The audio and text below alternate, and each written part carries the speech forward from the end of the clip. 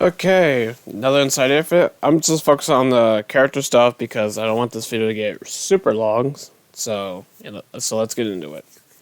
Character study. We know that's our favorite. Super Soldier, a elite. Marines are wisecracking grunts. The characters of Halo connect us to the stories, adventures, and gameplays we know. For nearly 20 years this month, we sat down with a few members of the character team at 343 to learn more about their work, their approach, and how they are bringing familiar and brand new characters to life in Halo Infinite's expensive campaign. Please note the high-res renders below are the source of models captured in engine using our development tools don't necessarily represent how they'll appear when you encounter in game.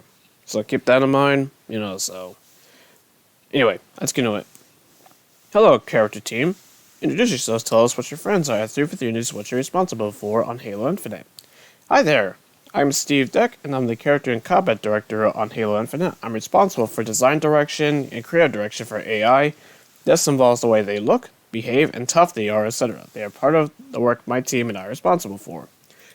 Hello there, Funny. I see what you did there, Brian. And I am the character art lead for Halo Infinite's campaign. My team is responsible for the character visuals that show up in Infinite's campaign. This includes AI combats like grunts, jackals, hunters, and brutes, as well as the many narrative characters that make up the game. My name is Juan Carlos Luria, and I'm the animation lead on the character team. We are responsible for gameplay animations for all non-playable characters. And finally, Nick Athlone, senior animator on the character team. I like long walks on the beach and manglely fetish bodies with keyframes and math.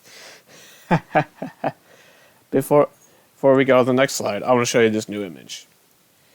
So, which is obviously, another look at the campaign. I'm like, ooh, man, the game sure does look pretty, like I've said before. Game does look pretty, so. Anyway, next up. Window UNC Marines, we'll take a look at that later. We spoke with a variety of teams across the Infinite, and each share some versions of goals that help inform and inspire the work they do. What does that entail with the character team? These are high-level goals the characters as combat teams keep in mind while making decisions on AI and measuring it if we feel we've been successful in our delivery. Create compelling AI combats. This is addressed by both aesthetic and gameplay. They want clear reason around the role of our AI and why a designer would choose to use a grunt versus a brute, jackal, or elite. Each one of those characters should bring a unique experience to combat. This differentiation is most important when they look at our base level enemies. Example, a Bruce versus Elite, or Grunt or Checo, and so on. Within each one of those base characters, we create variants that support different roles and gameplay challenges. Another thing we talked about early on is in embracing the sci-fi. What is that meant? With Halo being a sci-fi franchise, we have the opportunity to try different things with different species that a lot of shooters do not offer. Player comprehension, it's also addressed by aesthetic and gameplay. They instruct the player to understand who they are engaging in battle with and why one target may be more important to take out than others. They do this with a combination of art, animation, design, and behavior. In addition to this, player feedback is an important factor when addressing this.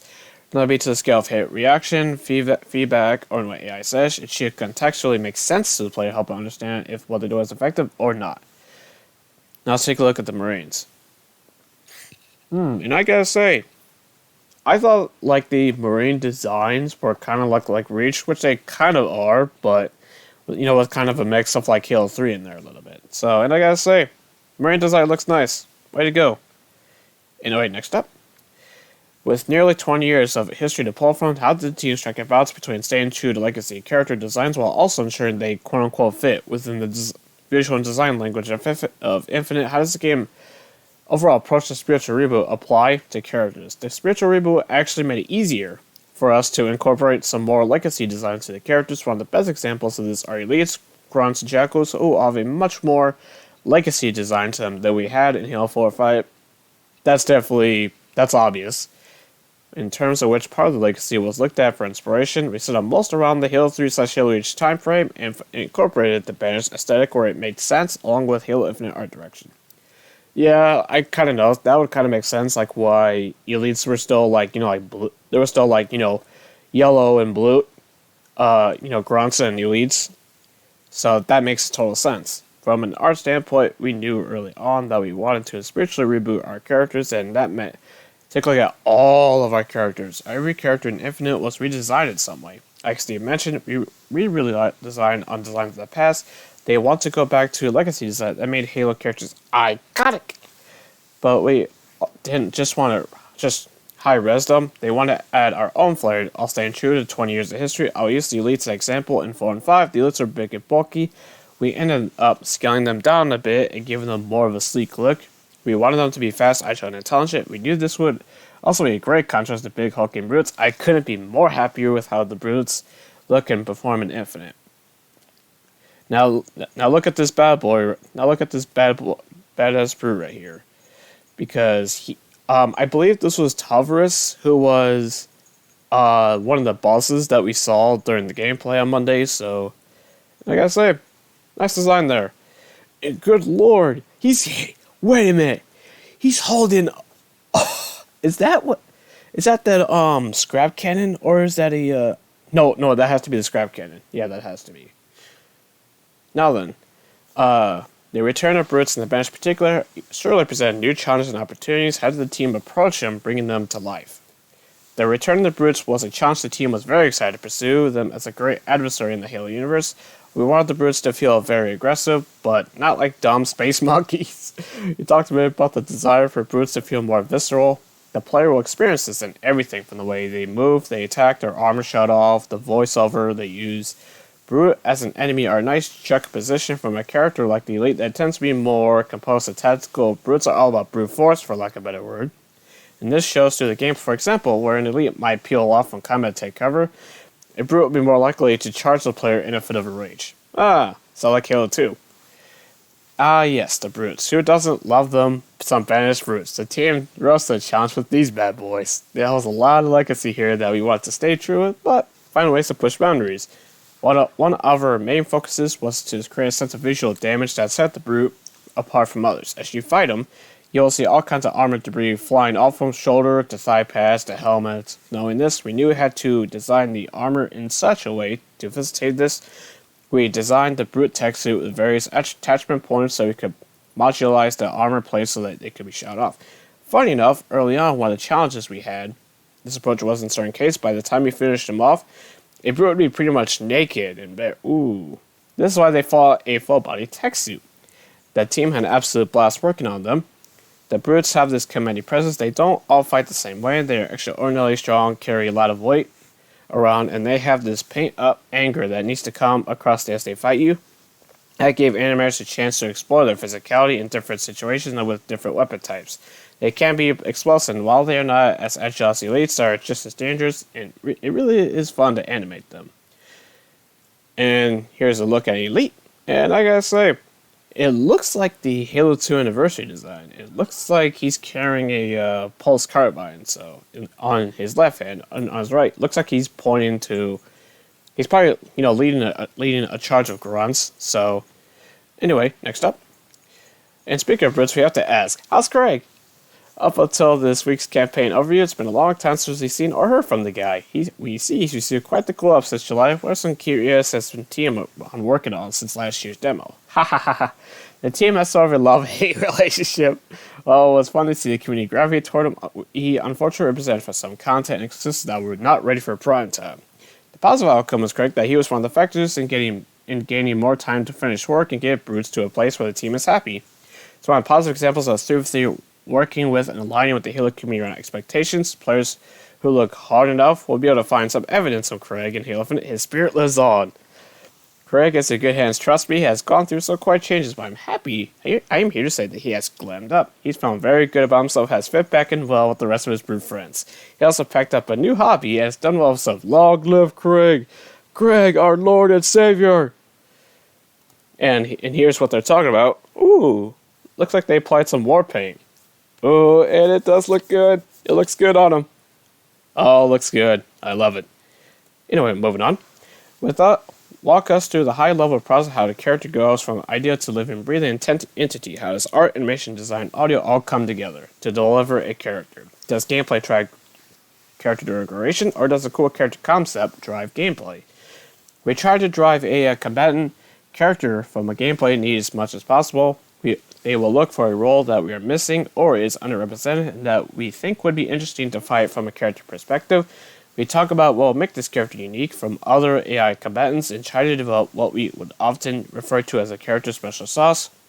If your new character did not have special sauce, which is an analog for 60 character in the game, then there isn't a lot of you just don't see them a lot, which is part of their appeal. So, if we look at that in the other characters that can fit somewhere else, should we add more? These discussions ultimately lead to things like the Berserker, which fills a gameplay need, a strong care for the Brute's aggressive personality.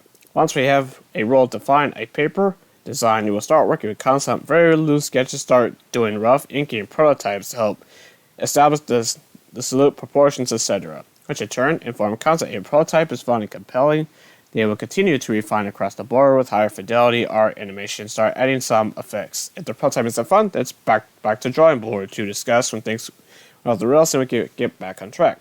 If they are to fail, we want to do so as fast as possible so they can start bringing in more discipline. The most important step is it's okay to have prototype fail as long as the team is learning and making informed decisions.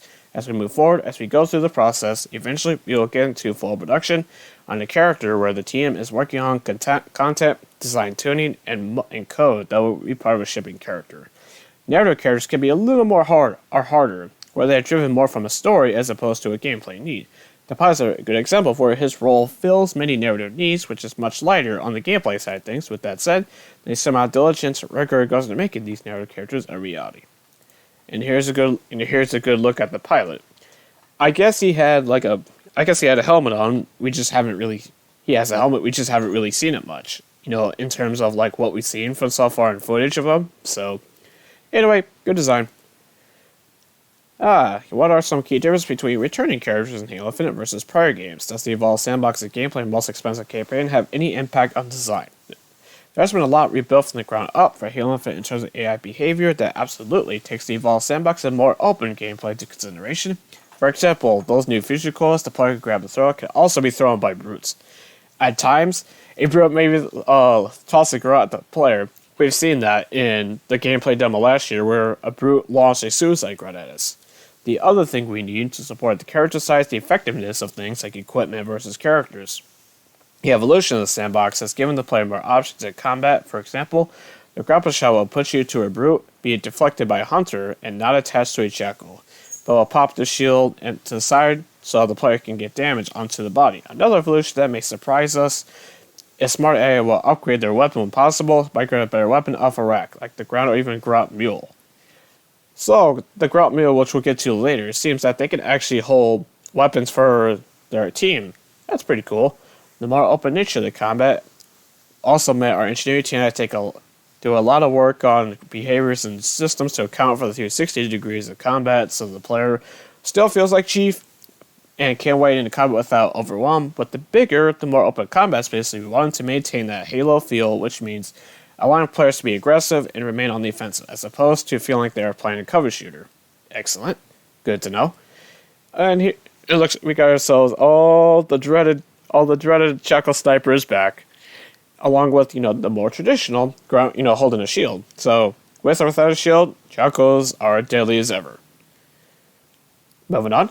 Historically, as we've seen, the same species have different roles in combat, which usually means denoted in different armor, colors, or weapons. Why, from a gameplay standpoint, do members of the same species wear different color, armor, and colors throughout the game? This is a great part of Halo's legacy, and I think it's equally important as it was 20 years ago. The use of vibrant color to help the player identify threats or variations of enemies is a key part. I still remember in CE when I first saw it go, I was like, who's that? It's a legacy they're continuing with Infinite, as it is great for feedback and Halo as a game. From a gameplay standpoint, it's a shooter. At times, your target can be too small to screen, might be hard to know. Enemies carrying a plasma pistol or a stalker rifle. This is where color and silly hue can be informative to the people in terms of target prioritization, support gameplay at the same time. As supporting a rich visual, the enemies as iconic. Fictionally, we look at different armors and being in line with function as well as added distinction of rank on the battlefield, while we go further than any modern multiplayer uniforms, military, sorry. It is distinction of rank within the enemy faction. But from the art side of things, our job is to complement the gameplay, and I think the team did a good job putting it all together. With Colin Salihu playing a huge factor in player readability, they want to really lean into it. To achieve this, they built all their characters in a modular fashion so that we can mix and match and create large amounts of variants towards species. For example, a player will receive multiple armor variants within the Brute Miners with very little, and Brute Miners with a lot. Small shoulder pads and large shoulder pads, as far as the color progression goes, like Steve mentioned, it is a foundational to Halo, and Infinite is no exception to that. Along with the modular swaps, you will see multiple colors within the same rank, helping to denote the strength and weapon that character holds. With the branch playing such a huge part, as well as taking the legacy pillar, we know we didn't want any of the character to be alpha in the banished red and silver. That explains why. In the hunter that we saw, that it wasn't the red and silver that we seen in, say, Halo Wars 2. We still want to have yellow grunts and blue elites running around on Zeta. They struck a balance in keeping those color schemes while sprinkling some banished ones here and there. A good example would be the grunt mule. The brutes outfit this grunt in a banished armor set and made him carry the power weapons with him. It just makes sense. Smiley face. And this is the grunt mule that they were talking about. Like, I've seen this in, like, toys earlier this year. Now we kind of know, like, why they look the way they do. Now it makes sense. Moving on. We've already gotten close to some new super awesome characters called Spartan Killers. The grunt mule is one of those. How did these come be? Where did the team draw inspiration for these new designs? From the start of Infinite, one of the things we wanted to pursue was more boss or mini-boss type characters. This evolved to conversations around how these could manifest themselves. Spartan Killers were an early thing around the Elite Force especially could go toe-to-toe with a Spartan and win. From there, we started talking about how they'd be, what species, and what they could do. What would set them apart from their fictional counterparts in both gameplay and aesthetic. As funny as it might sound, we talked about the A-Team, TV show from the 80s. When it came to the red and black color Spartan Killers, we just give them the sweet van to ride around it. When the design brief for the Spartan Killers came to us, it was hard to contain the excitement. A group of an elite banished force with headhunting Spartans. Yes please. We wanted to find a way to set this group apart from the rest of the enemies, but at the same time, make sure we have this cohesion with the group itself. We went with the black armor with splashes and red blades. Each Spartan Killer is unique, has its own story battle choice, that's all I'll say about that. And one of it is our boy, Jega. Dang, he has such a badass design, man. It is such a shame that elites are not playable in the game, at least at launch. It is such a shame with badass designs like that. Please, the future 3 for 3 add playable elites. Please. Please, I beg you. Anyway, moving on. Who knows? You likely can provide too many species. What, are there any new species you can encounter in Halo Infinite? Yes, there are new species as well as new variants and combat challenges that are unique. One new enemy species revealed in the campaign overview is a skimmer. While I won't give away everything about them, what I can say is that they are mid-tier combatant, sort of on the level with the Jackals and high-tier grunts. They aren't full flying, but have hover packs to allow them to move around quickly and provide unique opportunities to the player while on foot or in a vehicle. We didn't want to pursue full flying enemies, so we found in FPS flying enemies get a little frustrating to seniority as the player's forced to look up. I can say that like with drones at times, so skimmers, like their namesake, move around just by skimming above the ground. We can't talk to any specifics before release, but they're beginning to scratch the surface of the mysteries this ring holds and includes enemies. We cannot wait for fans to get their hands on the new goodies. Like Steve was saying, the engine treats these guys like ground, so the character animation team was asked to make them hover above the ground. We have a few techniques for doing this, like changing their height and jetpack orientation based on how fast they want to move and rotating their bodies to slow down, to simulate quote-unquote braking. A lot of work went into the unique way they interact with vehicles. I'm excited how that turned out. Keep your tanks Ooh, that sounds interesting. When they're emoting and taking damage, we found the biggest challenge with balancing their weight was support at any given time. It was definitely one of the most difficult challenges I had to shoot reference for, and has since blasted all that footage to indicate so sorry. Yeah, here we take a look at it. Oh, so they'll actually hold that not the stalker rifle, but the shock rifle, I think it's called. Interesting. That's it. That's interesting. So, cool design though, by the way. With the red, interesting that they have like the banished colors. I kind of figured they would be part of the part of the same race as the whatever race the Harbinger is, but maybe they still are. Who knows? Anyway, moving on. Okay, guys. Thank you so much for sharing some character team insights with us. Before we let you go, what's your personal favorite character and why? No spoilers. Without giving spoilers, I'd say the Brute Captain. It's my favorite without spoiling any new dishes. There's even more. Okay. His usage of the jetpack leads to tons of unique and fun combat situations. Aesthetically, he also looks badass and has fire shooting out the back. It's super satisfying to blow up their jetpack and take him out. I know you asked for just one. I had to give a special shout out to the Grunt Mule, the Treasure Goblin, but in Halo. This variant of Grunt scours the battlefield, picking up weapons and grenades, and has them attached to their back for either the bench to use or the player to use. Grunt Mules can be a great way to get power-ups as if ooh! I'll have to keep a lookout for those. The Grunts for me has always been a favorite. We help work on them, it's surreal. They have always such a comedic character in the Halo universe. We held nothing back. Just kept around so Grunts, you can listen to their voiceover work for days. You open to support it. Yes! Guys are always hilarious. Come on, Joe Staten, you better voice them. I have to go with Grunts too. They have personality, a great vehicle for levity. Their awkward proportionate weight distribution give animals a lot of room to try things you wouldn't try with any other character. I think it's a chuckle. They force you to use more finesse and patience than usual, but in the end, their gameplay loop feels really rewarding. I also get a lot of joy out of their maniacal, broken language talents and weird chicken-like death throws. Okay, finally we have Joe Staten.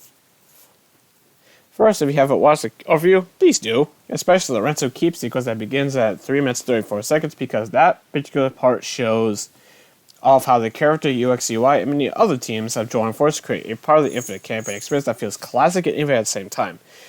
An experience that we call Super Soldier Base Assault. Sorry, I mean Super Soldier Base Assault!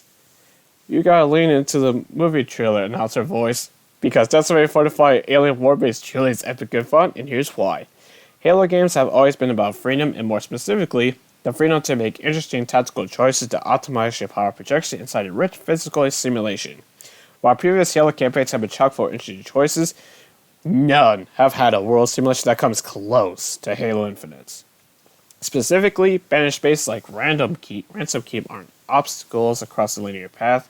We don't have 1 or 2 or 3 avenues to attack. They're approachable from every direction. As often from above and below as well, they don't have design crafted pre-placed enemies and vehicles that encourage you to lean into a particular set of tactics. These mighty fortresses stand ready to repulse any arsenal that you choose to deploy against them, and that's actually pretty smart at the Banished because Supers have many choices. Yes, they do. These include equipment. If you look at the sequence of the campaign overview that begins at 4 minutes 13 seconds, you'll get a see a first clip of how Halo Infinite gives you more freedom than ever to create your own personal Spartan combat style. Do you want to invest in your threat sensor to improve your recon capabilities by securing a stealthy base assault, or do you prefer to amp up your shield core to enable a more tank-like smash the gate and danger be damned? Maybe the grapple shows your priority to maximize freedom of movement and manipulation of battlefield objects and physicals. All these things and more is just fine by us. Because Halo Infinite is a game that always does its best to say yes to you and the decisions you want to make. And that includes the choice to launch a perfectly good Warhawk full of newly liberated Marines safely off the side of a mountain. Oh yeah, that was a meme about that. So that was pretty great. Okay, so that's it for this week, for this month's Inside Infinite. So now that we've seen the campaign overview, check out my reaction to that. I'll link that down below so you can check it out for yourself. And so, what do you think of this Inside Infinite? How do you feel about the way they chose to go with it? How do you think about their explanation for why some of the enemies don't have the typical red and silver? Do you think they should have just stuck with the red and silver for every banished force, or do you like the approach where it's mix and match? Tell me what you think, and I'll see you guys next video. Bye.